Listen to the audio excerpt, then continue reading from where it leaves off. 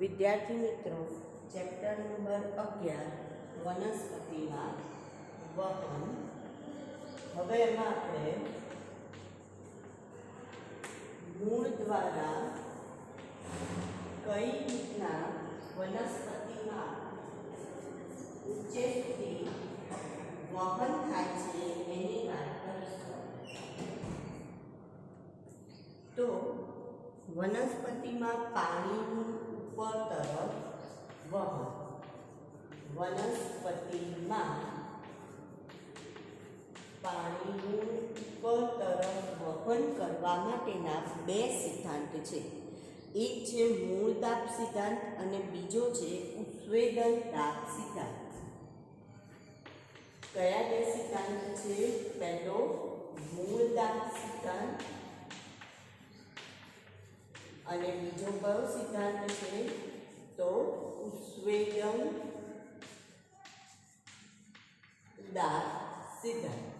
આ જે ઉત્સેદન દાબ સિદ્ધાંત છે એને જોલી અને ડિક્સન નામના વૈજ્ઞાનિકોએ આપ્યો હતો. એટલે જોલી ડિક્સન સિદ્ધાંત પણ કહેવાય, અથવા તો એને બાષ્પોત્સર્જન દ્વારા ઉત્પન્ન થતો જે દબાણ છે, બાષ્પોત્સર્જન દ્વારા ઉત્પન્ન થતું દબાણ, એવો સિદ્ધાંત પણ એને કહી શકાય છે. હવે પહેલી વાત કરીએ આપણે કે કેમ બે સિદ્ધાંતની જરૂર પડી. તો જ્યારે નીચી વનસ્પતિ હોય તો એમાં જે પાણીનું વહન થવાનું છે, શોષણ તો થઈ જાય છે, મૂળમાં પાણી તો પ્રવેશી ચૂક્યું. એના માટે આપણે શરૂઆત, જો આ પ્રક્રિયા આખી તબક્કાવાર પ્રક્રિયા છે. પહેલાં આપણે શું જોયું? તો પહેલાં આપણે એ પ્રક્રિયાઓ જોઈ કે જેના દ્વારા જમીનમાંથી પાણી મૂળમાં પ્રવેશે. તો એના માટેની પ્રક્રિયામાં આપણે પ્રસરણની પ્રક્રિયાની વાત કરી, આશ્રુતિની વાત કરી, આ વાત કરી ગયા, બરાબર. હવે આપણે શું વાત કરવાની છે કે મૂળમાં તો આવી ગયું પાણી, પણ મૂળથી હવે એને પર્ણ સુધી લઈ જવા માટે, તો એના માટેનો જે સિદ્ધાંત છે એમાં બે સિદ્ધાંત. તો જ્યારે નીચી વનસ્પતિ હોય તો એમાં મૂળ દાબ સિદ્ધાંત છે, અને જ્યારે ઊંચી વનસ્પતિ હોય તો એની માટે કયો સિદ્ધાંત આવે છે? તો કે ઉત્સેદન દાબ સિદ્ધાંત આવે છે. તો આને આપણે પાણીનું દૂરગામી વહન પણ કહી શકાય. શું કહી શકાય? પાણીનું દૂરગામી વહન, એવું પણ આપણે કહીએ છીએ. હવે સૌથી પહેલાં એવું કહે છે કે આજે આપણે કેટલા સુધીનું એનું જે, તો કે આ જે મૂળ દાબ છે એ કેટલે સુધી લાગુ પડી શકે છે? તો કે બહુ 15 મીટર પ્રતિ કલાકથી પણ ઓછો. એટલે કે એનો મતલબ બહુ ઓછી ઊંચાઈવાળા વનસ્પતિને લાગુ પડી શકતો હોય છે.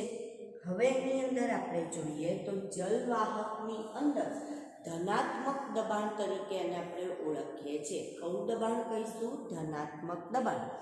તો કઈ રીતના? તો એવું કહે છે કે જે તંદુરસ્ત નાનો છોડ હોય, આપણે આજે મૂળદાબ જોવું હોય કે ભાઈ મૂળદાબ ઉત્પન્ન કઈ રીતના થાય છે, અથવા તો મૂળદાબ ખરેખર સર્જાય છે કે નહીં, તો એના માટે તંદુરસ્ત નાનો કુમળો છોડ હોય, એવા છોડનું પ્રકાંડ જે હોય એ પ્રકાંડ પર આપણે શું કરવાનું છે? તો કે આડો કાપ મૂકવાનો છે.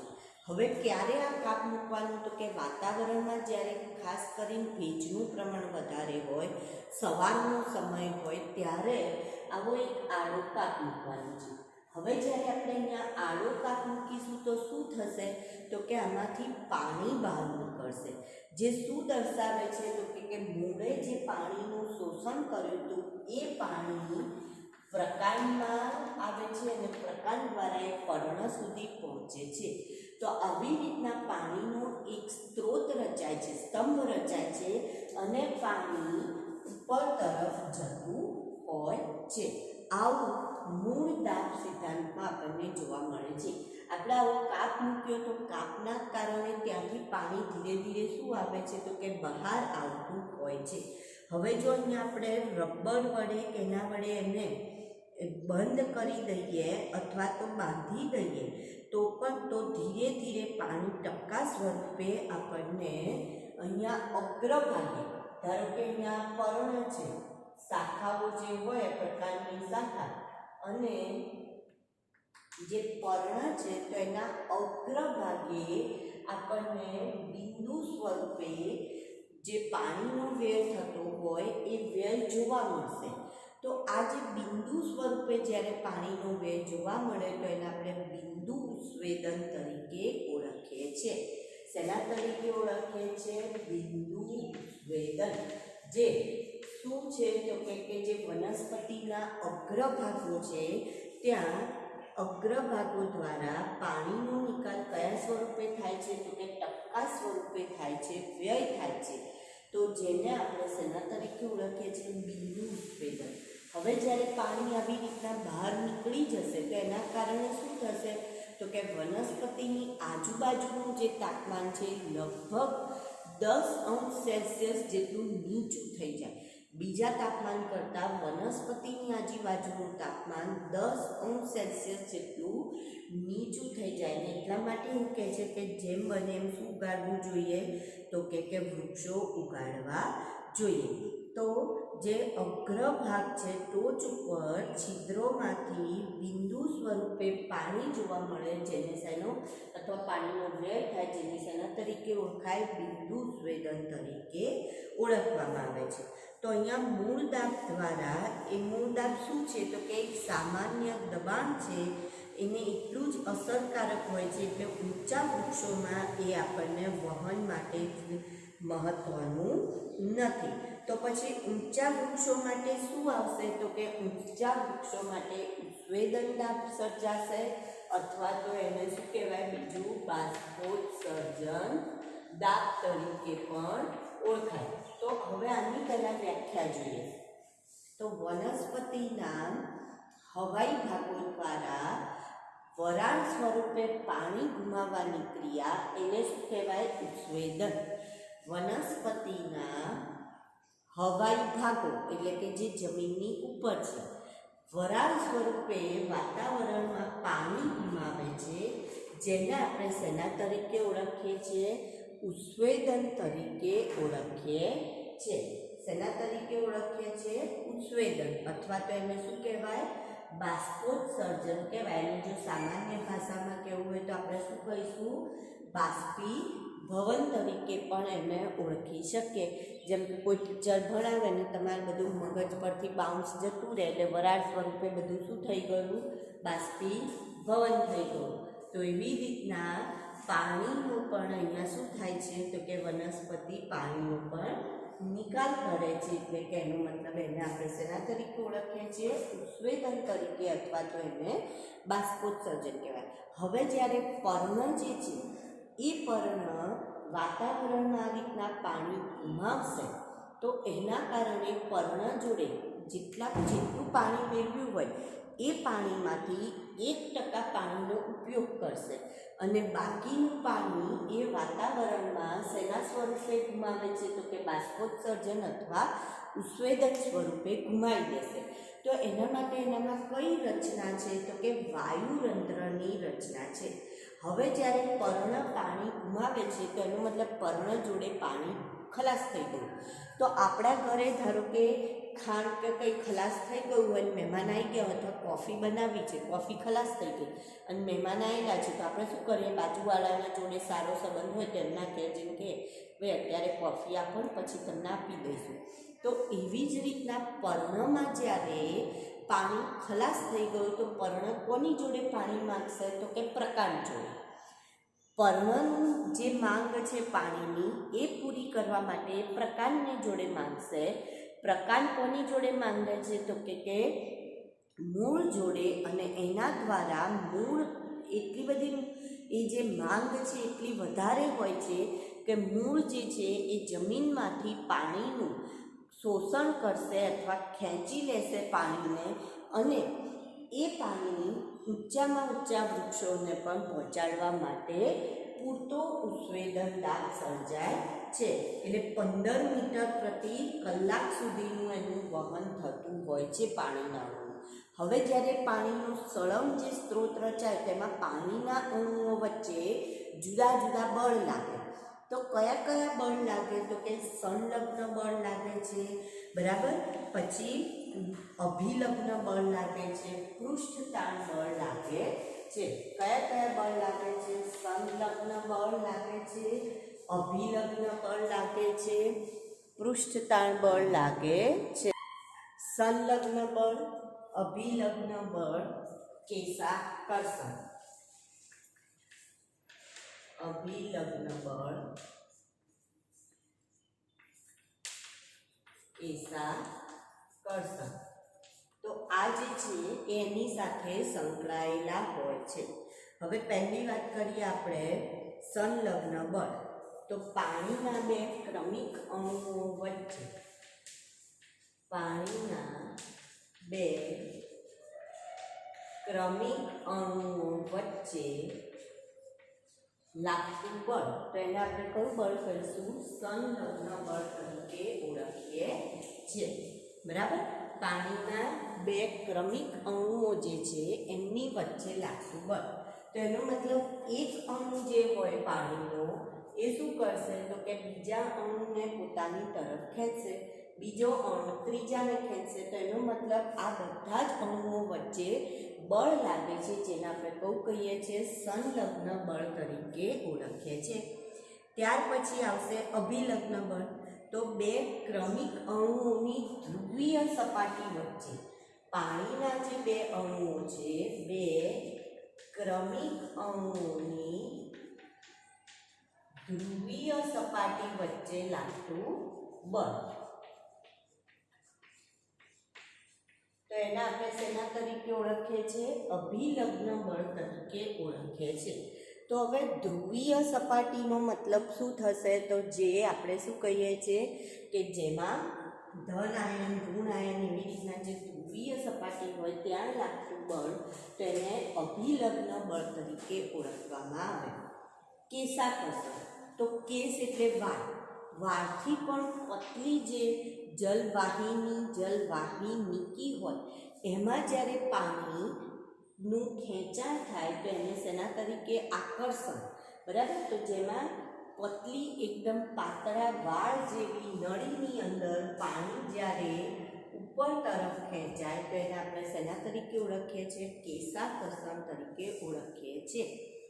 તો કેશાકર્ષણના કારણે. અને છેલ્લું આવશે પૃષ્ઠતાણ બળ, જે પાણીના અણુઓનું પ્રવાહી અવસ્થામાં વાયુ અવસ્થાની તુલનામાં એકબીજા વચ્ચેનું આકર્ષણ જે હોય એ વધુ હોય. એને આપણે કયું બળ કહીશું? પૃષ્ઠતાણ બળ કહીએ છીએ. તો પૃષ્ઠતાણમાં આપણે શું કીધું કે પ્રવાહી અવસ્થામાં વાયુ કરતાં આકર્ષણ બળ વધારે. તો આપણને ખબર છે કે પ્રવાહીના અણુઓ જે ગોઠવાયેલા હોય એ આ રીતના ગોઠવાયેલા હશે. જ્યારે વાયુ અવસ્થામાં જો એ હોય તો એ અણુઓ કેવા ગોઠવાયેલા હોય? તો કે આ રીતના.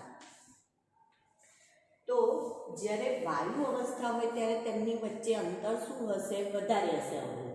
પ્રવાહી અવસ્થામાં વાયુ કરતાં અણુઓ વચ્ચેનું અંતર ઓછું હોય, માટે આકર્ષણ બળ કેવું રહેશે? તો કે વધારે રહે છે, જેને આપણે શેના તરીકે ઓળખીએ છીએ? પૃષ્ઠતાણ બળ તરીકે ઓળખીએ છીએ. તો ઉત્સેદન દાબ તો ખરો, પણ સાથે સાથે સંલગ્ન બળ, અભિલગ્ન બળ, કેશાકર્ષણ અને પૃષ્ઠતાણ આ પણ ભૌતિક જે રાશિઓ છે એ ભાગ ભજવે છે, જેના કારણે પાણીનો એક સળંગ સ્તંભ રચાશે અને મૂળથી લઈને પર્ણ સુધી પાણી પહોંચી જાય છે. હવે આપણે જો વાત કરીએ તો આ જે ઉત્સેદનની પ્રક્રિયા છે એનું નિયમન કોણ કરે?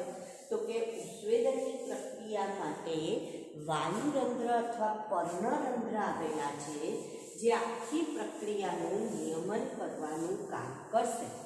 પર્ણરંધ્ર અથવા વાયુરંધ્ર. તો જો વાયુરંધ્રની રચના જોઈએ તો આપણે પહેલાં પણ આગળના ચેપ્ટરમાં વાયુરંધ્રની રચના ભણી ગયા છે.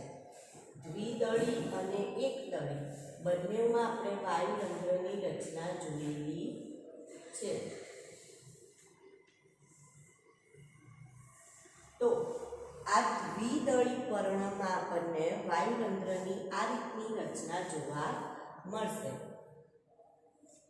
હવે એની અંદર વાત કરીએ તો આ જે રચના છે આ શું છે, તમને આપણને જે વૃત્તાકાર જોવા મળે છે એ શું છે તો કે રક્ષક કોષ છે. શું છે? રક્ષક કોષ. હવે આ જે રક્ષક કોષ છે એ રક્ષક કોષ એમાં આપણે અંદર હરિતકણ આવેલા છે. હવે વચ્ચેનું જે છે એ છિદ્ર છે, આ છિદ્ર છે, બરાબર. હવે રક્ષક કોષનું આ જે છિદ્ર તરફની દિવાલ છે એ જાડી હોય છે અને સ્થૂલિત હોય છે. આ રીતનું જાડી હોય, સ્થિતિસ્થાપક હોય અને સ્થૂલિત હોય, જે સેલ્યુલોઝના સૂક્ષ્મ તંતુકોની બનેલી હોય. એટલે શું થશે તો કે એ દિવાલ નાની પણ થઈ શકે, મોટી પણ થઈ શકે. એટલે સ્થિતિસ્થાપક છે, જાડી છે અને સેલ્યુલોઝના સૂક્ષ્મ તંતુની બનેલી છે. હવે આ કઈ રીતના નિયમન કરશે તો કે પાણી જે છે એ આ છિદ્ર દ્વારા વાતાવરણમાં ઘુમાવાતું હોય છે. તો ક્યારે પાણી ઘુમાવશે તો કે જ્યારે વનસ્પતિમાં પાણીનું પ્રમાણ વધારે હશે ત્યારે વનસ્પતિના જે વાયુરંધ્ર છે એમાં પાણી અંદર તરફ, રક્ષક કોષોમાં પાણી અંદર તરફ પ્રવેશે છે.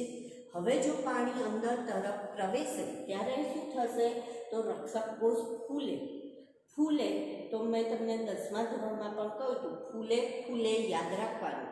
તો શું થશે તો કે છિદ્ર ખુલે છે. કઈ રીતના તો કે જ્યારે પાણી અંદર પ્રવેશે ત્યારે કોષો શું બને છે તો કે આસુન બને છે. શું બને છે? આસુન બને છે, બરાબર.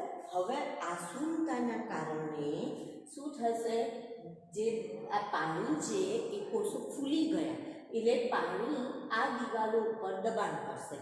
દબાણ કેવી રીતના લાગશે તો કે અને આ બાજુ આવી રીતના આમ ખેંચવા પ્રયત્ન કરશે અને આ બાજુ ખેંચવા પ્રયત્ન કરશે.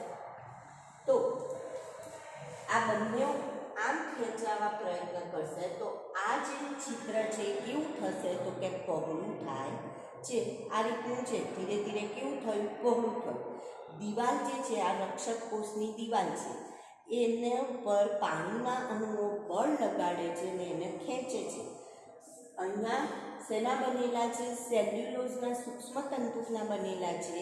એટલે ખેંચાયા એટલે ધીરે ધીરે શું થયું તો કે છિદ્ર ખુલતું જાય છે અને છિદ્ર ખુલી જશે આ રીતના. હવે જ્યારે વાતાવરણમાં પાણી ઘુમાવી દેશે એટલે શું થશે તો કે પેલું જે કોષો આસુન બન્યા હતા એમાંથી હવે પોતાની મૂળ સ્થિતિમાં આવશે. એટલે આ છિદ્ર જે ખુલી ગયું હતું એ ધીરે ધીરે જે સ્થિતિસ્થાપક દિવાલ હતી એ ફરી પાછી પોતાની મૂળ સ્થિતિમાં આવશે. એટલે છિદ્ર શું થઈ જાય છે તો કે બંધ થઈ જાય છે. તો આમ વાયુરંધ્ર ખુલવા બંધ થવાની ક્રિયાના કારણે પાણીનો જે વ્યય થતો હોય છે એ પ્રક્રિયાનું નિયમન થતું રહે છે, બરાબર. દિવસ દરમિયાન વાયુરંધ્ર શું રહેશે? ખુલ્લા રહેશે અને રાત્રિ દરમિયાન વાયુરંધ્ર કેવા થઈ જાય છે તો કે બંધ થઈ જતા હોય છે. રાત્રે કેવા થઈ જાય છે? બંધ થઈ જતા હોય છે. તો આવી રીતના વાયુરંધ્ર જે છે એ પાણીનું નિયમન કરશે, સાથે સાથે O2 અને CO2 જેવા વાયુઓનું પણ નિયમન કરવાનું કાર્ય કરશે. હવે એનાથી આગળ જો આપણે જોઈએ તો બાષ્પોત્સર્જન અને પ્રકાશ સંશ્લેષણ બેનું મહત્વની વાત આવે છે. બાષ્પોત્સર્જન એ પ્રકાશ સંશ્લેષણમાં કઈ રીતના અગત્યનું છે તો અથવા તો બાષ્પોત્સર્જન અથવા એને આપણે ઉત્સેદન કહીશું તો એનું મહત્વ શું, વનસ્પતિમાં એનું મહત્વ શું? તો સૌથી પહેલાં આપણે શું કીધું કે પાણીનું શું કરે છે તો કે વહન કરવાનું કામ કરે છે. તો વનસ્પતિમાં શોષણ અને વહન માટે ઉત્સેદન દાબ જરૂરી છે. એટલે પૂરતો જે ઊંચા વૃક્ષો હોય તો એમાં પાણીના વહન અને શોષણ માટે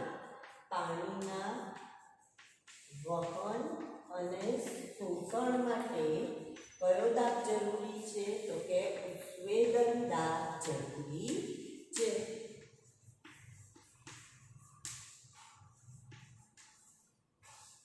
બરાબર. બીજું, ઉત્સેદન પાક દ્વારા એને જે પાણી મેળવ્યું એ પાણીનો ઉપયોગ વનસ્પતિ શેમાં કરશે? તો કે પ્રકાશ સંશ્લેષણ દ્વારા એ પોતાનું શું બનાવશે? ખોરાક બનાવે છે. તો પ્રકાશ સંશ્લેષણ માટે પૂરતા પ્રમાણમાં પ્રકાશ સંશ્લેષણ માટે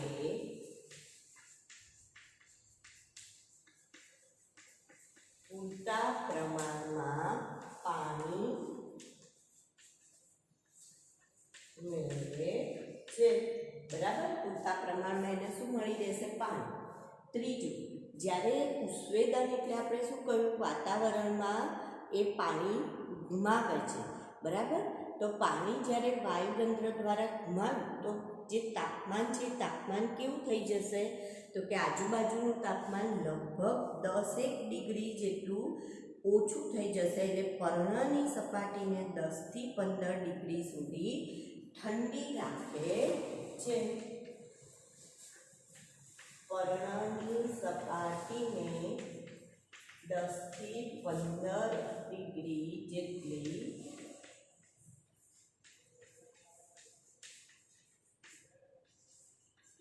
ઠંડી રાખવાનું કામ પણ થશે.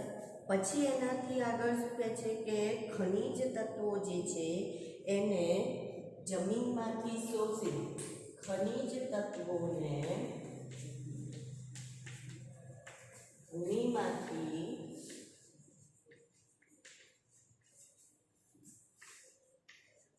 વનસ્પતિના અંગો સુધી પહોંચાડવાનું કામ કરે છે.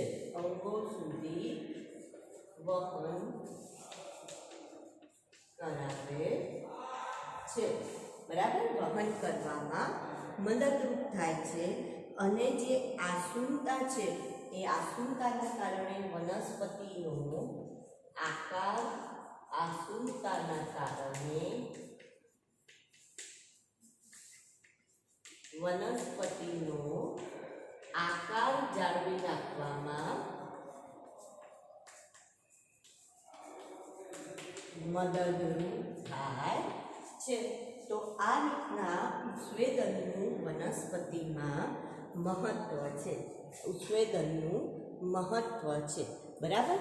હવે જો આપણે વાત કરીએ તો અહીંયા આપણને એવું કહે છે, આ તો આપણે આની વાત કરી. હવે આપણને એવું કહે છે કે C4 અને C3 વનસ્પતિ આગળ આપણે ચેપ્ટરમાં ભણવાનું આવશે. C4 વનસ્પતિ અને C3 વનસ્પતિ એટલે કેવી વનસ્પતિ એ આપણે આગળ 13મા ચેપ્ટરમાં આની વાત કરીશું. પણ અત્યારે એક સામાન્ય વાત કરવાની છે કે જે C4 વનસ્પતિ છે ઉષ્ણકટિબંધમાં થતી વનસ્પતિ. તો આ વનસ્પતિ કાર્બનનું સ્થાપન C3 કરતાં વધુ કાર્યક્ષમતાથી કરશે. કાર્બનનું સ્થાપન વધુ કાર્યક્ષમતાથી કરશે અને એ વધુ કાર્યક્ષમતાથી શું બનાવી શકે છે? તો કે ખોરાકની બનાવવાની જે માત્રા છે એ પણ એમાં વધારે છે. સાથે સાથે એવું કહે છે કે એ પાણીનો વ્યય કેવો કરે છે? C4 ઓછી માત્રામાં પાણીનો વ્યય કરે છે. તો જે આખી વાત સમજવાની જે આવે છે આની C4 ને C3 વનસ્પતિની આપણે આગળના ચેપ્ટરમાં જ્યારે આપણે લઈશું ત્યારે વાત કરીશું. હવે આપણે આમાં ખનિજ તત્વોના વહનની અને વિતરણની વાત કરવાની છે. પાણીનું વહનની વાત પૂરી થઈ. હવે આપણે કોની વાત કરીએ? ખનિજ તત્વ. તો ખનિજ તત્વ નિષ્ક્રિય વહન પામી શકતા નથી. નિષ્ક્રિય વહન એટલે ખાલી પ્રસરણ દ્વારા ખનિજ તત્વનું વહન થઈ શકે નહીં. કેમ નિષ્ક્રિય વહન ન પામી શકે ખનિજ તત્વ?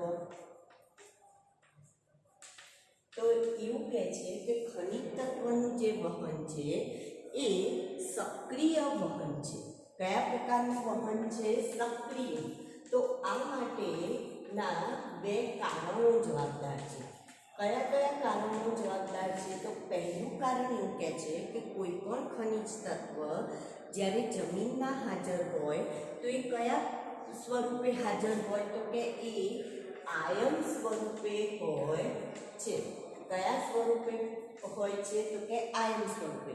ધારો કે હું વાત કરું કે સોડિયમ, તો સોડિયમ કયા સ્વરૂપે હશે તો કે Na+. ધારો કે આપણે વાત કરીએ કે પોટેશિયમ તો K+. તો એવી રીતના આયન તો Fe+2 એવી રીતના હશે. Aluminium Al+3, molybdenum MO. તો એ કોઈપણ આયન સ્વરૂપે ઘન કે ઋણ કોઈપણ આયન સ્વરૂપે આપણને ક્લોરીન Cl-, તો આયન સ્વરૂપે હાજર હોય છે. એનો મતલબ કે એનું વહન કરવા માટે એ લોકો કોષ દિવાલમાંથી સરળતાથી દાખલ થઈ શકતા નથી, કોષ દિવાલમાંથી સરળતાથી પસાર થઈ શકતા નથી. એટલે આયન સ્વરૂપે અથવા તો એને આપણે શું કહીશું, વીજભારયુક્ત હોવાના કારણે, વીજભારયુક્ત હોવાથી કોષ દિવાલમાંથી સરળતાથી પસાર થઈ શકતા નથી. એટલે એનો મતલબ એને શું કરવું પડે તો આપણે ફોર્સ કરીને એને પસાર કરવા પડે. એટલે શેની જરૂર પડે તો કયું વહન, તો સક્રિય વહનની જરૂર પડે છે. એટલે આ એક પહેલું રીઝન થયું અથવા પહેલું કારણ થયું. બીજું કારણ શું કહે છે તો બીજું કારણ એવું કહે છે કે જે પણ આ ખનિજ તત્વ છે એનું પ્રમાણ જે જમીનમાં હોય એના કરતાં મૂળમાં એનું પ્રમાણ વધારે હોય છે. જમીન કરતાં મૂળમાં ખનિજ તત્વનું પ્રમાણ વધુ. હવે તમને એવું થશે કે આવું કેવી રીતના શક્ય બને? જમીનમાં જ ખનિજ તત્વનું વધારે, પણ જમીનમાં ખનિજ તત્વ કરતાં પાણીનું પ્રમાણ વધારે હોય છે. એટલે અહીંયા એવું કીધું છે. જ્યારે મૂળ પાસે પાણી કેવું છે તો કે પાણી એ ઓછું હોય છે અને એની સામે ખનિજ તત્વ કેવા છે તો કે વધારે હોય છે. તો જમીન કરતાં મૂળમાં ખનિજ તત્વનું પ્રમાણ વધારે હોય તો ઓછાથી વધુ તરફ એટલે સંકેન્દ્રણ ઢોળાંશ વિરુદ્ધ એને વહન કરાયું છે. માટે આપણે કેવી રીતના એને વહન કરાવીશું તો માટે આપણે એને વહન કરાવવા માટે શું કરીએ છીએ તો કે શક્તિનો ઉપયોગ કરીએ છીએ. અને શક્તિ તરીકે આપણે શેનો ઉપયોગ કરીએ છીએ તો કે એટીપીનો ઉપયોગ કરીશું. અને એટીપી સ્વરૂપે શક્તિનો ઉપયોગ કરીને કયા પ્રકારનું વહન થાય છે? સક્રિય વહન થાય છે. હવે કોઈ પણ ખનિજ તત્વ હશે એ મૂળ જે સ્ત્રોત હોય ત્યાંથી ક્યાં પહોંચી જશે? સિંક તરફ પહોંચે છે. તો હવે અહીંયા બે શબ્દો આપણે જાણવાના આવે છે, મૂળ સ્ત્રોત અને સિંક. તો સૌથી પહેલા મૂળ સ્ત્રોત કોને કહેવાય એની વાત કરીએ. તો મૂળ સ્ત્રોત એટલે જે જગ્યાએ, મૂળ સ્ત્રોતનો મતલબ થાય કે જે જગ્યાએથી આપણે આ ગ્રહણ કરીશું, મેળવીશું ખનિજ તત્વ, પાણી, ખોરાક જે પણ મેળવીએ એને મૂળ સ્ત્રોત કહેવાય. એટલે કે રૂટની વાત નથી કરતા આપણે, મૂળની, જમીનમાં રહેલા મૂળની વાત નથી કરતા, મુખ્ય સ્ત્રોતની વાત કરીએ છીએ. અને સિંકનો મતલબ થાય કે જે ભાગમાં એની જરૂરિયાત હોય એ ભાગને સિંક તરીકે ઓળખાય. તો ખનિજ તત્વની જરૂરિયાત વધારે ક્યાં જોવા મળશે તો કે જે નવા ઉગી રહેલા પર્ણ હોય, વૃદ્ધિ પામતું પર્ણ હોય, અથવા વનસ્પતિના વૃદ્ધિ પામતા ભાગ હોય, અથવા તો પછી કેવા ભાગમાં જોવા મળશે તો કે ફળ, બીજ એવા ભાગોમાં આનું પ્રમાણ શું જોઈશે તો કે વધારે જરૂર પડતી હોય છે. બરાબર.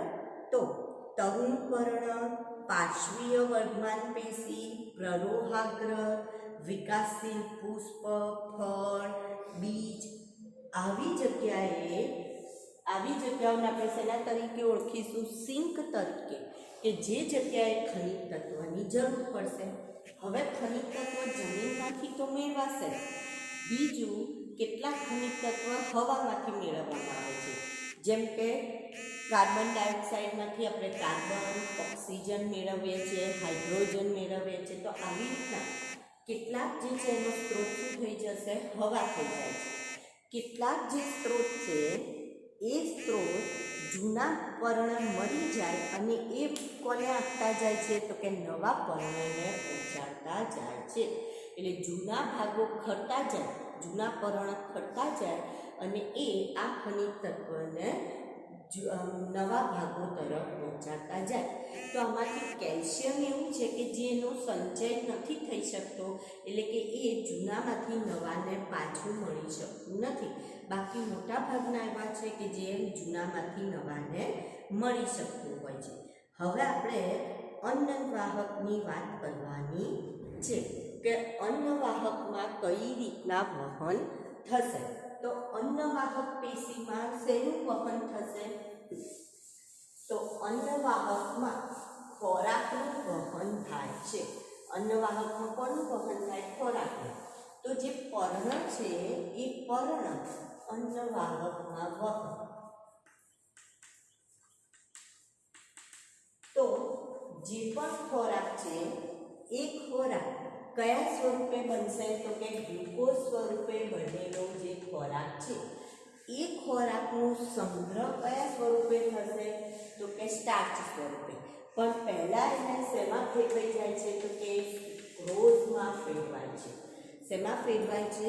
સુક્રોઝમાં ફેરવાય છે. તો શર્કરાનું વહન, પહેલા શર્કરા પર્ણ એમ શું કહીશું આપણે? મૂળ સ્ત્રોત કહીશું. પર્ણને શું કહીશું? મૂળ સ્ત્રોત. કે જ્યાં આ શર્કરા શું થશે?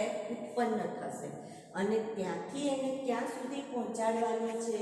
તો કે સિંક સુધી પહોંચાડવાની છે. સિંક એટલે જરૂરિયાતવાળો ભાગ. જરૂરિયાતવાળો ભાગ. ત્યાં સુધી કોને પહોંચાડવાનું છે? તો કે શર્કરાનું વહન કરવાનું છે. તો એ વહન કોણ કરે છે? અન્નવાહક પેશી કરે છે. તો આ જે અન્નવાહક પેશી જ્યારે કરતી હોય તો આમાં એવું કહે છે કે આ જે મૂળ સ્ત્રોત અને સિંક બંનેની ભૂમિકા છે એ ઋતુ પ્રમાણે બદલાતી જતી હોય છે. કેટલીક વખતે સિંક હોય એ મૂળ સ્ત્રોત બની જતું હોય છે. જેમ કે ધારો કે પર્ણએ ખોરાક બનાવી એને મૂળમાં મોકલ્યો અને જમીનના ધારો કે આ રીતના વનસ્પતિ આ રીતનું છે, બરાબર. તો અહીંયા ખોરાકનો સંગ્રહ થયો. ધારો કે આમાં આ ખોરાકનો સંગ્રહ થયો, બરાબર. આ કયો ભાગ છે વનસ્પતિનો? તો કે મૂળ છે, રૂટ્સ છે. હવે જ્યારે પાનખર ઋતુ આવે અને પાન બધા ખરી જાય પછી જ્યારે વસંત ઋતુ આવે અને નવા પાન બનવાની શરૂઆત થાય તો એ વખતે નવા પાન બનવા માટે એને શું જોઈશે? તો કે ખોરાક જોઈશે. તો એ ખોરાક કોણ આપશે? તો કે આ રૂટ્સ આપે છે, મૂળ આપે છે. તો અત્યારે પર્ણએ ખોરાક બનાવ્યો, અહીંયા પર્ણ છે. પર્ણએ ખોરાક બનાવીને એને ક્યાં મોકલ્યો? તો કે એ ખોરાકને ક્યાં મોકલે છે? મૂળ સુધી પહોંચાડે છે. તો એનો મતલબ આને શું કહીશું આપણે? સ્ત્રોત. અને આને શું કહીશું? સિંક કહીશું. પણ ઋતુ બદલાઈ તો હવે આ શું થઈ ગયું? તો કે આ સ્ત્રોત બની જાય છે અને એ કોને પહોંચાડે છે? તો કે પર્ણને પહોંચાડે છે. એટલે પર્ણ શું બની ગયા? તો કે એ વખતે પર્ણ સિંક બની જતા હોય છે. તો ઋતુ અનુસાર થાય. તો એટલા માટે તમે જુઓ અન્નવાહકમાં વહન કેવું થાય છે? દ્વિદિશીય. ઉપરથી નીચે, નીચેથી ઉપર. એટલે અન્નવાહકમાં આપણે શું કહ્યું હતું? વહન કેવા પ્રકારનું છે? દ્વિદિશીય વહન છે. હવે આ જે વહન થાય છે ને એ કયા પ્રકારે થાય? તો કે સામૂહિક વહન થાય છે. કેવું થાય છે? સામૂહિક વહન થતું હોય છે. હવે સામૂહિક વહન જ્યારે થતું હોય તો એની અંદર સૌથી પહેલાં અહીંયા કે પ્રકાશ સંશ્લેષણ દ્વારા જે પણ ખોરાક બન્યો એ શેમાં ફેરવાઈ ગયો? સુક્રોઝમાં ફેરવાઈ ગયો. એ કોની જોડે જશે? તો કે પહેલાં સાથી કોષ જોડે જશે. કોની જોડે જાય? સાથી કોષ. સાથી કોષ એને ક્યાં પહોંચાડે? આ અન્નવાહક પેશીના ઘટકો છે. તો સાથી કોષ એને ચાલની નલિકા પાસે પહોંચાડે છે. ક્યાં પહોંચાડશે? ચાલની નલિકા જોડે પહોંચાડી દેશે. હવે પ્રક્રિયામાં શું થશે તો જેમ જેમ ચાલની નલિકામાં શર્કરાનો ભરાવો થતો જશે, હવે ધારો કે આપણે જોઈએ આ અન્નવાહક પેશી છે અને એની બાજુમાં જલવાહક પેશી છે. આ અન્નવાહક પેશી છે અને આ કઈ છે તો કે જલવાહક પેશી છે. તો હવે આપણે જોઈએ તો શું કહે છે અહીંયા આપણને કે અન્નવાહકમાં ચાલની નલિકામાં શર્કરાનો ભરાવો થતો જ જશે. તો એનો મતલબ અહીંયાનું જે દ્રાવણ છે કેવું દ્રાવણ થશે, આ શર્કરા છે. શર્કરાનો ભરાવો વધતો જશે એટલે આ કેવું દ્રાવણ થઈ જશે તો કે સાંદ્ર દ્રાવણ થાય છે. તો એનો મતલબ આને અધિસાંદ્ર દ્રાવણ કહીશું. કેવું દ્રાવણ કહીશું? અધિસાંદ્ર. તો અન્નવાહકમાં કેવું દ્રાવણ બની જશે? અધિસાંદ્ર દ્રાવણ બનશે, જેના કારણે જલવાહકમાંથી શું થશે તો કે હજી જલવાહકમાંથી શર્કરા ક્યાં આવશે? અન્નવાહકમાં આવશે. જોડે જોડે પાણી પણ અન્નવાહકમાં આવે છે. તો એ પાણી શું કરશે તો કે આને આગળ લઈ જવાનું કામ કરશે. આજે આ શું કહેવાય શર્કરા છે, કંઈ પણ મેં તમને કહું છું કે ધારો કે કચરો જામી ગયો, એના ઉપર પાણીનો ફોર્સ આપીએ તો શું થશે તો કે કચરો આગળ જતો રહેશે. તો અહીંયા જલીય દ્રાવણ સ્વરૂપે શું થશે? આગળ શર્કરાનું વહન થશે. તો આશ્રુતિ દાબ સર્જાય છે અને અન્નવાહકમાં આ ક્યાં પહોંચી જશે તો કે જ્યાં જરૂરિયાત હશે ત્યાં પહોંચી જશે, એટલે કે નિમ્ન સ્ત્રોત તરફ પહોંચે છે, સિંક તરફ પહોંચી જાય છે. હવે જ્યારે સિંક તરફ પહોંચ્યું તો હવે અહીંયા શર્કરાનું પ્રમાણ કેવું થઈ ગયું? ઓછું થઈ ગયું. ઓછું થઈ જાય એટલે આ પ્રક્રિયા શું થશે? અટકી જશે. ફરી પાછું અહીંયા એટલે આ જે અધિસાંદ્ર દ્રાવણ હતું એ શેમાં ફેરવાઈ ગયું? અધોસાંદ્રમાં. ફરી પાછું શું થશે? નવી શર્કરા બનશે, ઉમેરાતી જશે. તો જેમ જેમ આશ્રુતિ દાબ, આશ્રુતિની પ્રક્રિયા થઈ કહેવાય. કારણ કે પાણી પણ શું થાય છે તો કે મંદ દ્રાવણથી કઈ તરફ આવે છે દ્રાવક? તો કે સાંદ્ર દ્રાવણ તરફ આવે છે. તો આશ્રુતિ દાબ અહીંયા હવે ઘટ્યો એટલે પાણી અન્નવાહકમાંથી બહાર નીકળી જશે અને આ રીતના વહન ચાલુ થશે. અહીંયા અન્નવાહકમાં ચાલની પટ્ટિકા હોય છે કે જેના દ્વારા ખોરાકનું શું થાય છે તો કે વહન થાય છે. જે કયા સ્વરૂપે થાય તો કે જલીય દ્રાવણ સ્વરૂપે વહન થશે. તો અહીંયા આપણું આ ચેપ્ટર પૂર્ણ થયું.